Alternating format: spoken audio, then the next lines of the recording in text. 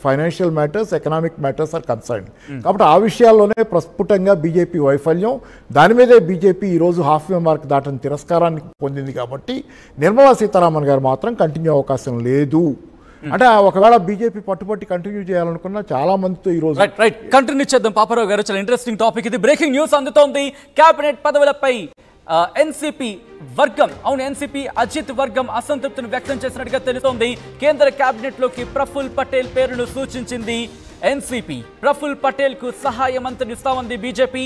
గతంలోనే కేబినెట్ మంత్రిగా చేశాను అన్నారు ప్రఫుల్ పటేల్. అయితే తనను సహాయ మంత్రి చేయడంపై ప్రఫుల్ పటేల్ అసంతృప్తిని వ్యక్తం చేసినట్టుగా తెలుస్తోంది. ఇది ప్రమోషన్ కాదు, డిమోషన్ అంటున్నారు ప్రఫుల్. కొన్ని రోజులు వేచి చూడాలంటున్నారు బీజేపీ పెద్దలు.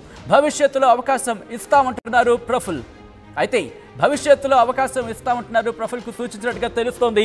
ప్రధానిగా మూడోసారి ప్రమాణ స్వీకారం చేయబోతున్న నేపథ్యంలో ఎన్సీపీకి సంబంధించి అజిత్ వర్గం అసంతృప్తిని వ్యక్తం చేసింది. కొద్దిసేపటి క్రితమే ఇదే అంశానికి సంబంధించి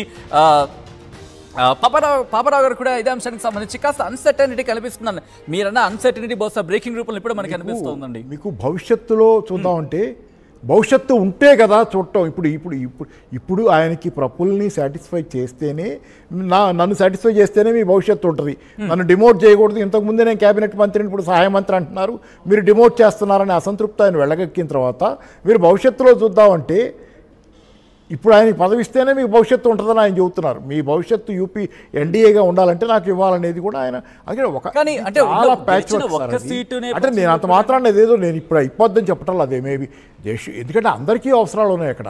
ఇప్పుడు ఈయన ప్రఫుల్ పటేల్ వాళ్ళకి అవసరం కావటమే కాదు, ప్రఫుల్ పటేల్ కూడా కొన్ని అవసరాలు ఉంటాయి. కాకపోతే ఏంటంటే ఇక్కడ అజిత్ వర్గానికి ఉన్నటువంటిది ఏంటంటే వాళ్ళు మళ్ళీ వెనక్కి వెళ్తే ఎన్సీపీ వాళ్ళకి ఎప్పుడు శరద్ పవార్ గారి ఇది ఉంది కదా, అందుకని ఏంటంటే వాళ్ళకి అవకాశం ఎప్పుడు ఉంది కాబట్టి they can fall back on UPA. Okay, they can fall back easily. NCP ఉంది కదా శరద్ పవార్ గారితో, దే కెన్ ఫాల్ బ్యాక్. ఎప్పుడు వాళ్ళు ఓపెన్ నామ్స్ ఇన్వైట్ చేసేది ఉంటుంది, అది ఈజీగా ఉంటుంది. కాబట్టి ఏంటంటే చాలా ఉన్నాయి సార్. ఇప్పుడు నిన్న నేను అంటే మరి ఇది కాంగ్రెస్ నాయకులు కూడా మాట్లాడుతున్నారుగా, మేము టచ్లో ఉన్నామని మాట్లాడిన వాళ్ళు కూడా ఉన్నారు. నేను పేరు చెప్పను కానీ ఒక డిబేట్లో కూర్చున్నప్పుడు ఒక కాంగ్రెస్ సీనియర్